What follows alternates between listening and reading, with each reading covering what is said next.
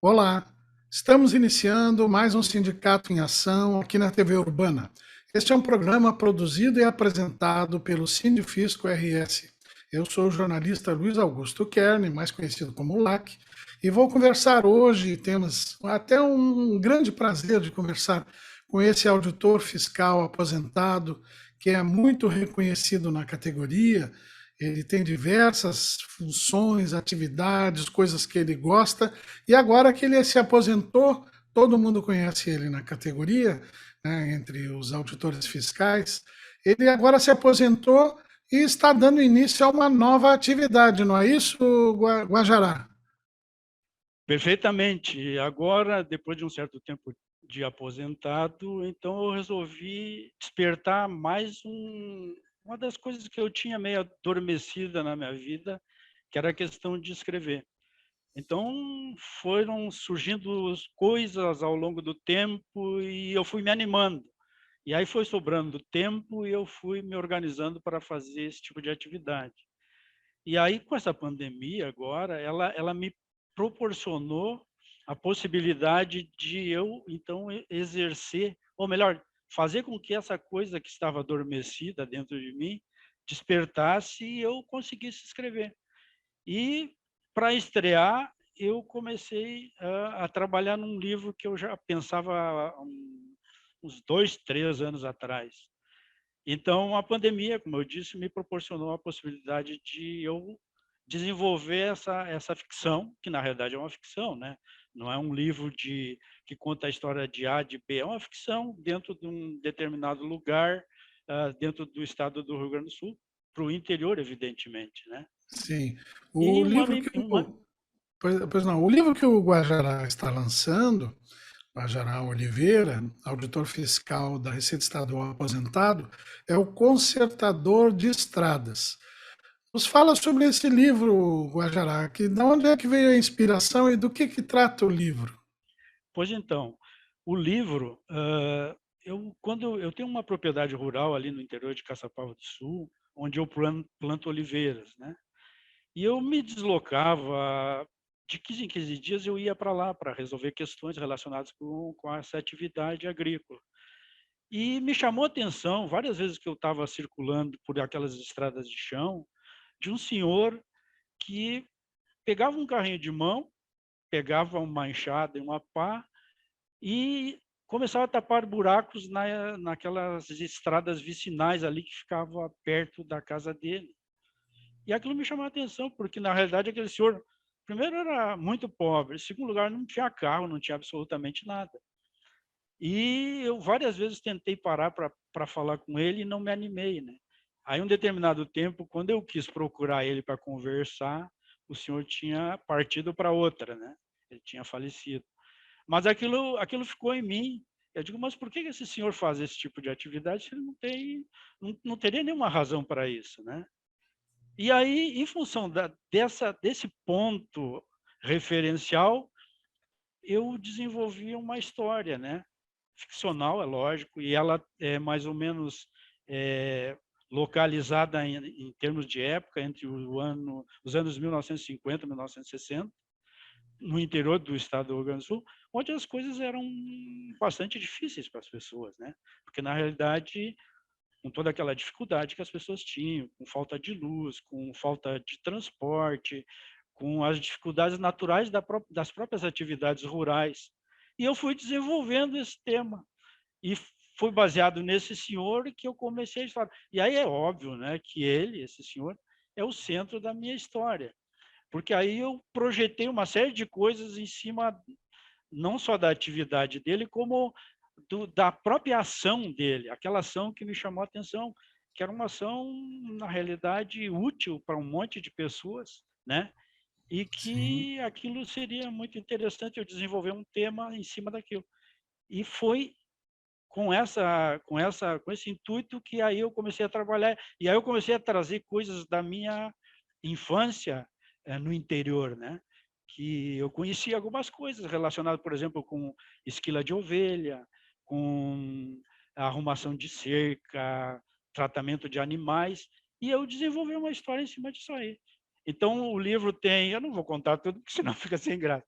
o livro tem, na realidade, 15 personagens, e sendo que 11 desses personagens, eles trabalham entre si, se locomovem, se fazem as coisas dentro daquela comunidade e se ajudam, né? Sim. Porque lá pelos anos 50, 60, as pessoas se ajudavam muito, não é? Porque era uma necessidade de tu conviver com as pessoas e se utilizar do trabalho de todos em prol do benefício de uma determinada comunidade, né? E então, em função disso, eu trabalhei a questão desse senhor, a questão da solidariedade de um trabalho específico dentro de uma determinada região, que evidentemente que é uma ficção, né? Sim. E que se trabalha bastante com essa questão da esquila de ovelha, com, com o transporte do interior para a cidade, naqueles ônibus antigos, caindo os pedaços, e foi indo, Sim. né? E eu fui desenvolvendo, fui Chegasse, incluindo essas coisas. chegasse a conhecer alguém da família dele, saber a origem dele, Não, nome, alguma coisa? absolutamente Não, nada. É nada. lógico que dentro dessas histórias aí, eu comecei a botar gente da minha família que eu conhecia que tinha Sim. atividade rural, que eu sou oriundo da zona rural, Qual é a tua ali daquela... região, Gerard? Oi? Qual é a tua região? Na realidade, eu sou de Caçapava, Sim, mas a minha família toda ali é de Santana da Boa Vista, que sim, na prática era um distrito de Caçapava, que lá pelos idos de 1960 e qualquer coisa se emancipou e formou um município. sim. Então, eu conheço bastante essa lida aí de fora, porque quando eu era guri, a minha mãe me soltava, dizia, vai lá para casa do teu tio lá fora. Aí eu ia lá para fora, me metia lá no meio do pessoal que estava esquilando ovelha, buscava vaca para tirar leite, aquelas coisas, né? E eu Sim. adorava fazer isso. Para mim era uma coisa mais Interessante, maravilhosa do mundo. sim, interessante essa trajetória que tu conta desse senhor, né? Ele dedicava parte do seu tempo para ajudar outras pessoas que ele nem conhecia.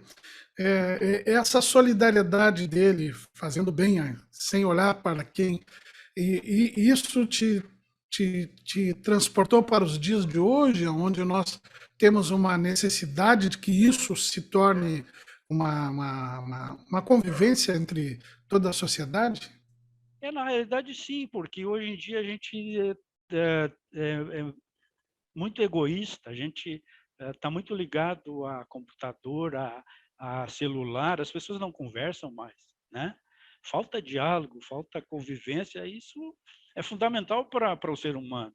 E as pessoas trabalham e falam e se comunicam de uma forma artificial. Isso é muito ruim para a sociedade e para o próprio desenvolvimento das pessoas, né? Porque no momento que tu tem aquela dificuldade, que tu não consegue te relacionar ao vivo com as pessoas, tu começa a ter algumas frustrações, né? E elas não são poucas. Então, essa história eu tento resgatar um pouco esse tipo de coisa para mostrar para as pessoas que a gente tem que conviver. A gente não é uma ilha e não é através do computador que a gente tem relacionamento. O ser humano precisa de gente, contato, mão no ombro, abraço, beijo, aquelas coisas todas. E a gente não está tendo mais isso, né? Sim, As pessoas só se relacionam de uma forma extremamente artificial, né? sim. Isso é péssimo. Tu relataste que tem 15 personagens no livro, né? No desenvolvimento da história, tu foste intuitivamente acrescentando os personagens e as histórias de cada um, ou tu traçou, como se faz uma novela, né? Cada personagem tu traçou um caminho e sabia lá o final o que ele ia fazer. Na realidade, não. Na realidade, isso aí foi acontecendo ao natural. Aí eu fui jogando alguns personagens dentro da história e me lembrando de algumas situações que eu convivi ou que eu vi no interior do estado, e eu fui jogando aqueles personagens dentro de determinadas orientações na história. E ela não tem um início, meio e fim. Eu fui construindo ao longo do tempo. E o mais interessante de tudo isso, que no final do livro, parecia que eu estava conversando com os personagens. É um troço interessante, sabe? Parece que tu tava, são pessoas que estavam junto de mim ali, sabe? Foi muito legal, né? E Tanto é que eu não fechei a história de que o fulano casou com o ciclano e foram felizes para sempre, essas bobageiras, não. Eu deixei a história fluir ao natural e que a vida continuasse ali naquela estrutura social, comunitária, de convivência e de boas relações, né? Sim, E eu deixei as coisas assim no ar.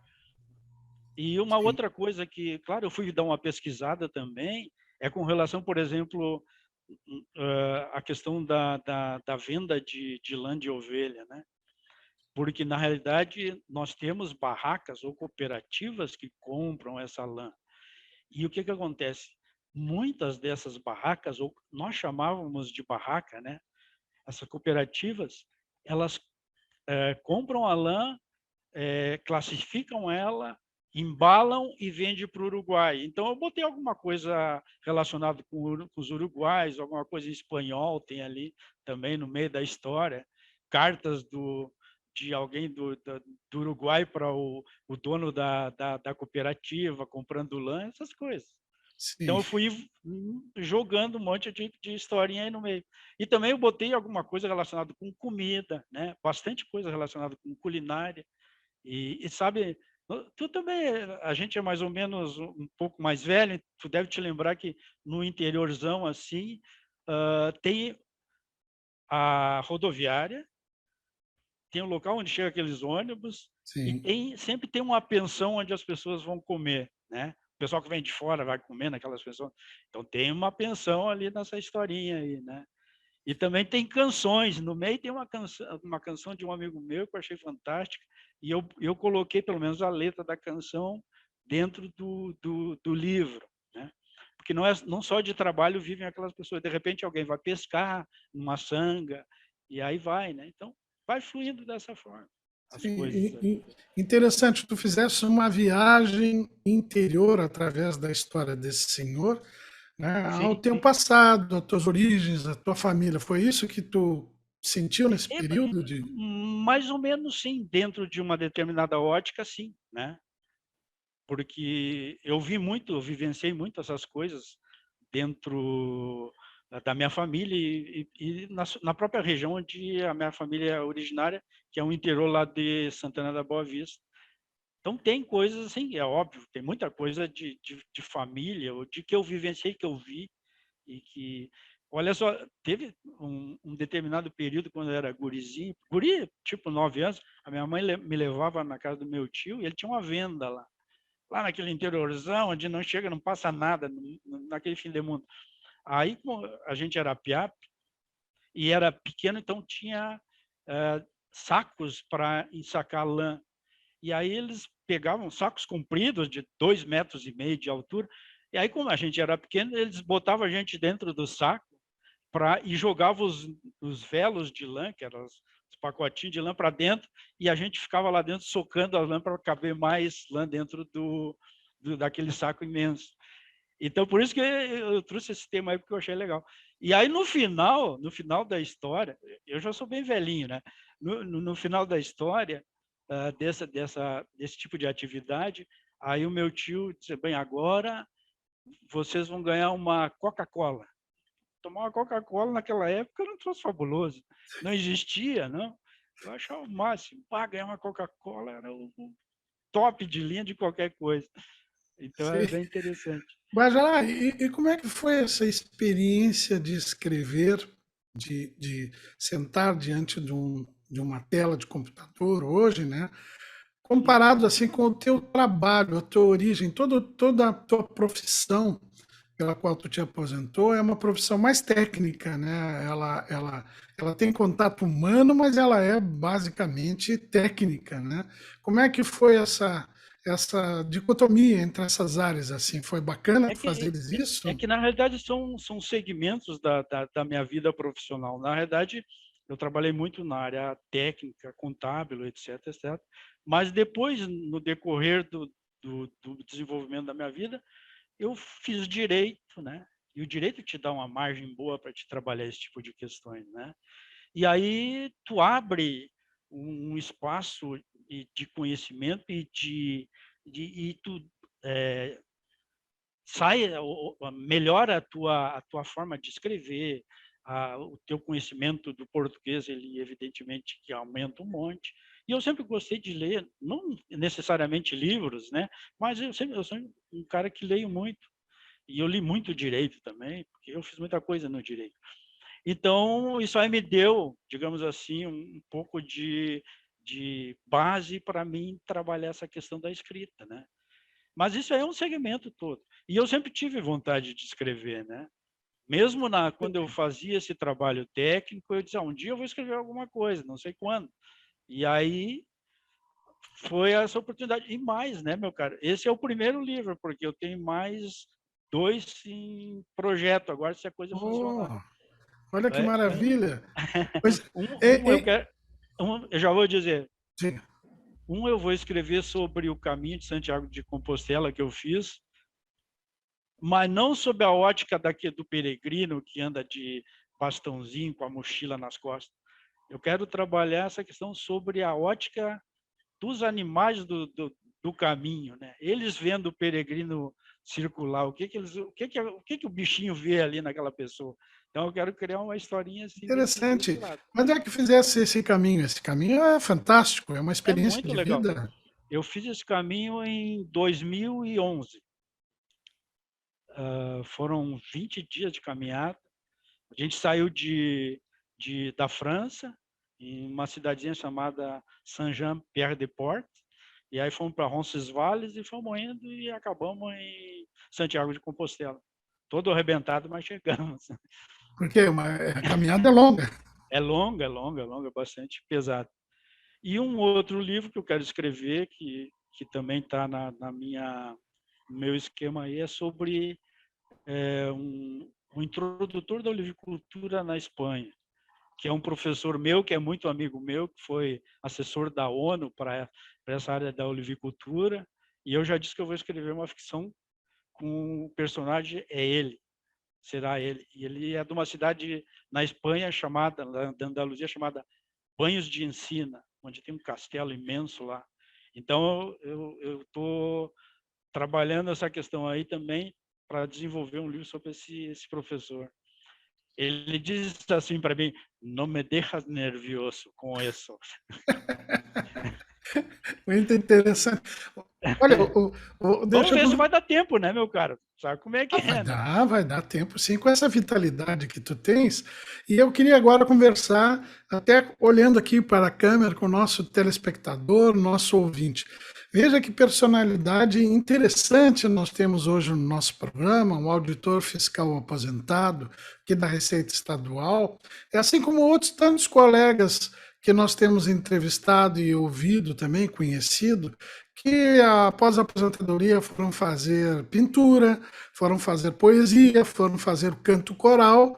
Né? O nosso convidado de hoje foi virar um escritor, já tem um livro escrito, né? O Guajará Oliveira já está com mais 2 programados, e ele também é produtor rural, tem fazendas lá onde ele está fazendo azeites que eu sei que são muito especiais e Meu maravilhosos. cara, eu fui o É isso? introdutor da olivicultura no estado do Rio Grande do Sul. Eu que trouxe Ah, a é? olivicultura para cá. E o primeiro azeite do Brasil foi eu que fiz lá na minha propriedade. Como se chama o azeite? Cerro dos Olivais. Mas não tem no mercado porque eu não produzo quantidades imensas e eu só entrego quando me encomendo. Não vai encontrar em supermercado esse tipo de azeite, não. Sim. E daí vem a tua relação com esse espanhol. Claro, ele foi meu professor num curso, em 2 cursos que eu fiz na Espanha. Eu fiz 4 cursos na área da olivicultura lá. E ainda estou fazendo um doutorado lá, né? Faço um Oh, doutorado na área de azeite de oliva e saúde, mas na parte comercial. Eu estou trabalhando com importação e exportação. A gente não se escapa nunca do esquema do auditor fiscal, não adianta, né?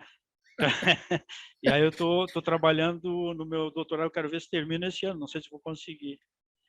E então eu conheci esse professor e a gente fez uma amizade legal. Eu conheço há 10 anos e a gente continua. Sempre quando eu vou para lá, a gente se encontra, sai para conversar tomar alguma coisa, vamos à Universidade de Córdoba, que ele é professor de doutorado da Universidade de Córdoba, e a gente Ele mantém já, esse já, relacionamento já esteve legal. aqui visitando teus olivais aqui?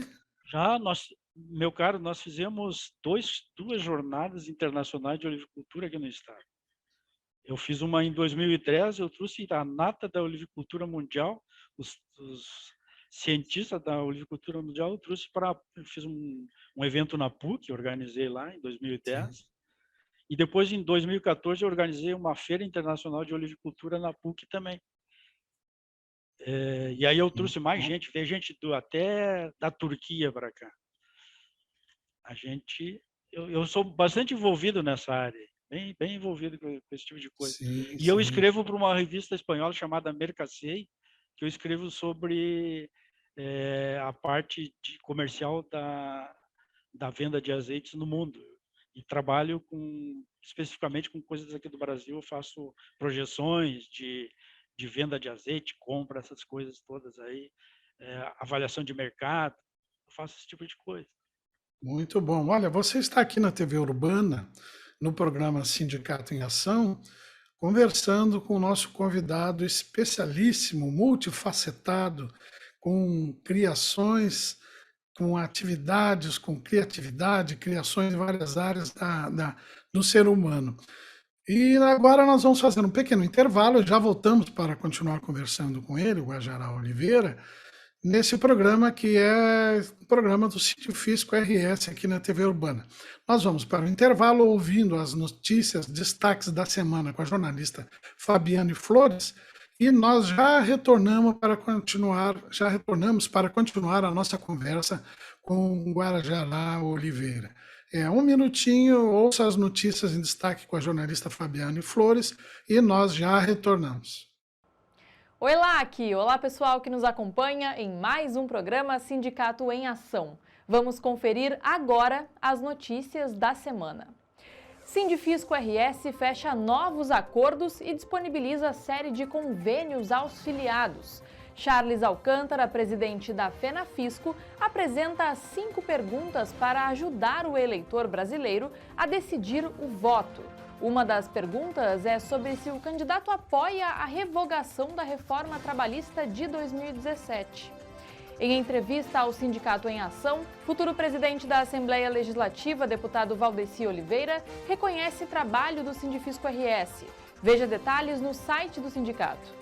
Maioria dos estados decide prorrogar o congelamento do ICMS de combustíveis. Em artigo, o secretário estadual da Fazenda, Marco Aurélio Cardoso, diz que imposto mais justo é avanço social. Para a FENAFisco, o PEC dos combustíveis é eleitoreira e burla a lei de responsabilidade fiscal. Para mais detalhes, acesse o site do Sindifisco RS.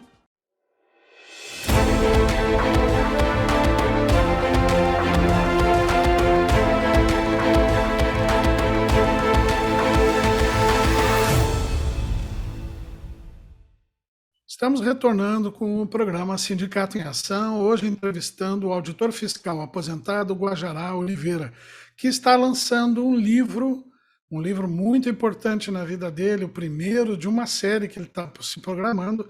Esse livro chama-se O Consertador de Estradas. Eu até peço que a produção coloque no ar aqui a capa do livro, e eu já pergunto para o Guajará quando é que nós vamos ter esse livro nas bancas, nas livrarias aqui do estado do Guajará. Pois então, o meu editor é de Florianópolis. A editora chama-se Autores do Brasil.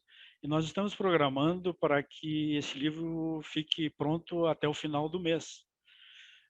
Eu não sei como é que vai ser a logística para a venda desse livro, mas como a gente não sabe o que vai acontecer, a gente primeiro mandou para impressão 200 livros.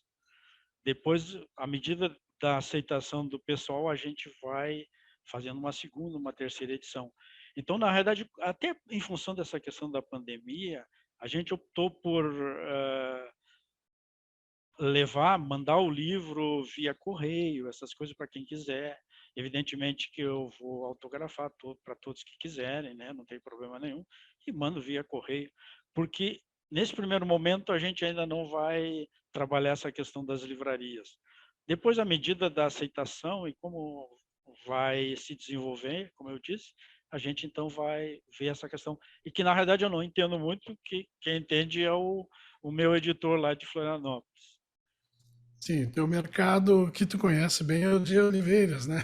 Esse Sim. mercado, esse mercado tu é novato agora, né? Esse aí eu sou bem novato, não sei nada ainda. Mas a projeção que tu tens já é de 2 novos livros aí, né? Os outros livros não são de ficção ou são também de ficção?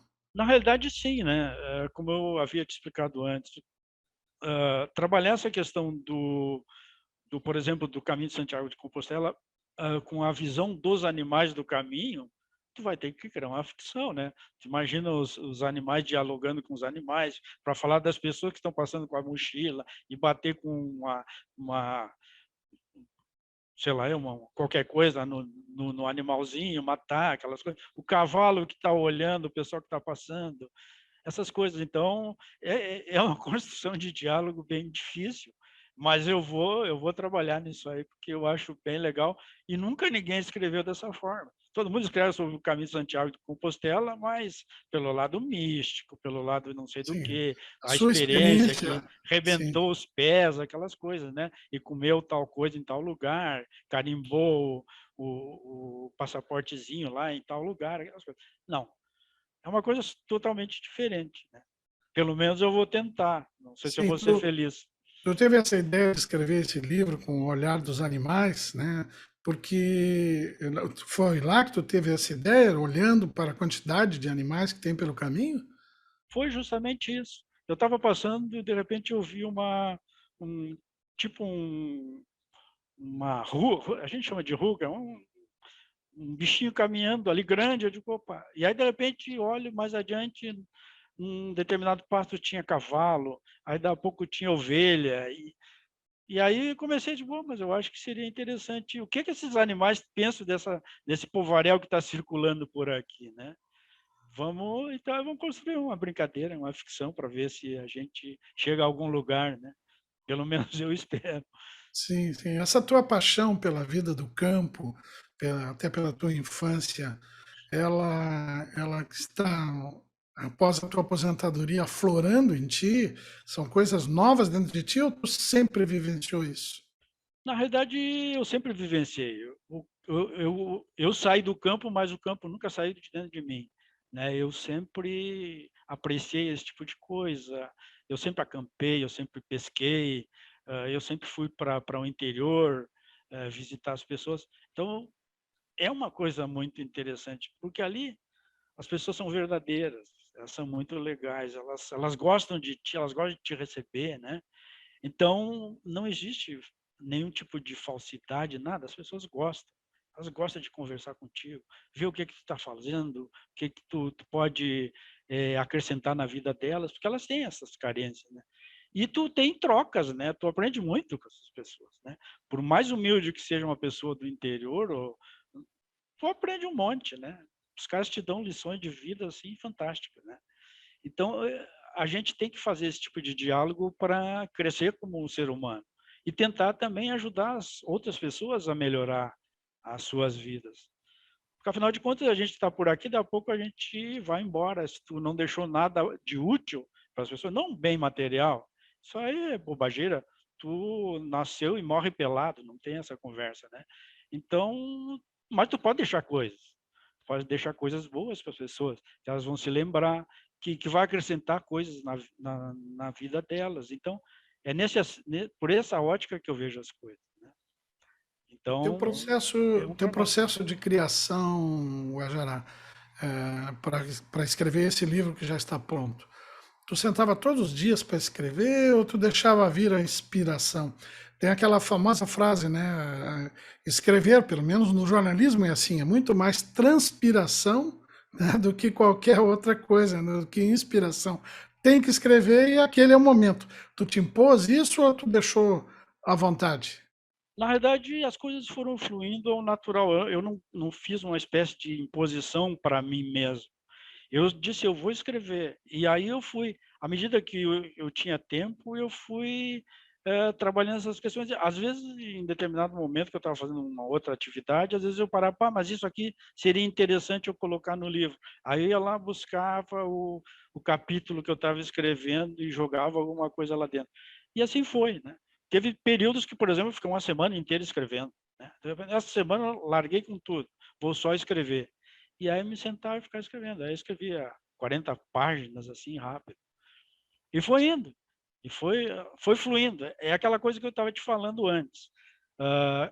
Quando tu começa a interagir com teus personagens dentro de um conto, é sinal que a coisa está indo para um lado muito interessante, né? Porque tu conversa com o teu personagem. Pá, mas agora o que ele vai fazer? Bom, ele vai para fazer tal coisa, fazer isso, fazer aquilo. Ah, não, mas em que lugar? E aí tu vai, né, conversando, vai trabalhando essas questões. E eu acho que, para mim, a coisa mais interessante foi isso, que eu jamais esperava que, por exemplo, eu fosse me dar conta que, de repente, eu ia estar interagindo com o personagem. E Tu a gente teve, interage, é muito legal. tu teve algum familiar, a tua mãe, que tu citas muito, né? Alguém que, que na tua infância lia muito, que fazia alguma coisa disso, em termos de literatura, que te inspirou? Na realidade, a minha mãe foi bastante, digamos assim, importante nessa história. Ela pegou um determinado... Quando eu era um piá de 9 anos, 9, 10 anos, ela passou um vendedor de livros lá e ela disse, vou comprar um livro para ti. E aí foi lá e comprou um livro, O Conde de Monte Cristo. Você já ouviu falar? Já, sensacional. Foi o primeiro livro que eu li. E aí, tu entende? Então, foi uma espécie de, digamos assim, motivação. Meu pai também era um cara muito culto, né? O meu pai era bastante culto. O meu pai foi delegado de polícia, lá em Santaninha da Boa Vista, é lógico. Ele foi vereador em Caçapava. E ele tinha uma cultura muito fantástica. Ele foi servidor público, municipal lá também. Naquela época, o político dizia assim, tu vai ser o delegado de polícia aqui nesse lugar. E aí, um dia, o meu pai foi delegado de polícia. Sim. Então, tinha essas coisas, né? E ele era um cara muito culto. Ele lia bastante, conhecia muita coisa de história. Então, essas influências foram vindo ao natural, sem forçar a barra de nada, né? E aí, o teu ser, tu como ser humano, vai, de repente, despertando para esse tipo de coisa, né? Sim. Opa, E mas quem sabe? o curso de direito que referiste antes também teve uma grande influência sobre a tua Com personalidade. certeza absoluta, com certeza absoluta. Porque te dá muita base para te desenvolver raciocínio, desenvolver uma série de coisas dentro da tua vida, né? O direito não serve só para te entrar com um processinho aqui e acolá. Serve para um monte de coisa. E me ajudou bastante nesse aspecto aí. Muito. Foi muito interessante. Bom, muito bom. Nós estamos aqui na TV Urbana, já indo para o final do nosso programa, no programa Sindifisco em Ação, que é um programa do Sindicato dos Fiscais da Receita Estadual, conversando com uma pessoa que tem um grande destaque na categoria, que é o auditor fiscal aposentado Guajará Oliveira.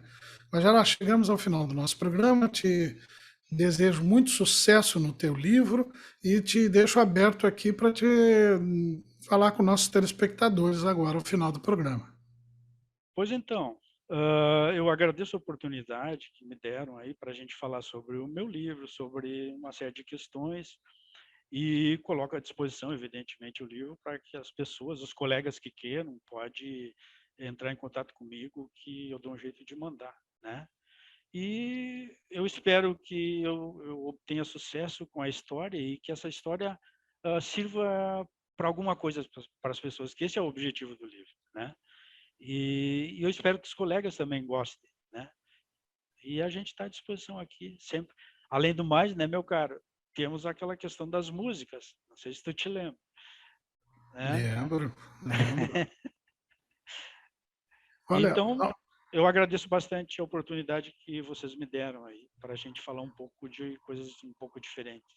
sim, olha, nós que agradecemos aqui na TV Urbana, no Sindicato Sindicato em Ação, e prometemos aos telespectadores trazer novamente o Guajará Oliveira aqui ao nosso programa, para ele falar dessa outra paixão que ele tem, que eu também tenho, que são os azeites de oliva, esse conhecimento que ele adquiriu, né, paralelamente à atividade profissional de auditor fiscal da Receita Estadual, e que hoje é um assunto, um tema de interesse mundial pelos benefícios que o azeite de oliva traz para a saúde. Combinado? Vamos voltar ao programa. Perfeito, combinadíssimo. Vamos falar sobre esse tema que também eu gosto bastante. Ok, muito obrigado. Agradecemos a você que esteve aqui conosco, aqui na TV Urbana, no programa Sindicato em Ação, e voltamos na semana que vem com uma nova entrevista aí com o Guajará. Um pouquinho mais adiante a gente vai trazê-lo de novo para conversar sobre olivais e azeite de oliva. Muito obrigado, uma boa noite a todos e até a semana que vem. Eu já vi tanta coisa nessa vida. Nasci em 1928. Um ano depois, estourou a terrível crise de 29. Só que eu sou gaúcho e não me abalo por qualquer coisa. Eu sigo em frente. Depois veio a Revolução de 30, a Segunda Guerra, dezenas de planos econômicos e 8 moedas diferentes. Ao longo desses 90 anos, eu segui firme na minha missão. Inovar sempre para apoiar o desenvolvimento da nossa gente. Eu já vi tanta coisa nessa vida. E é por isso que eu digo, não existe desafio no mundo capaz de dobrar o povo do Rio Grande. Banrisul, 90 anos de uma grande história.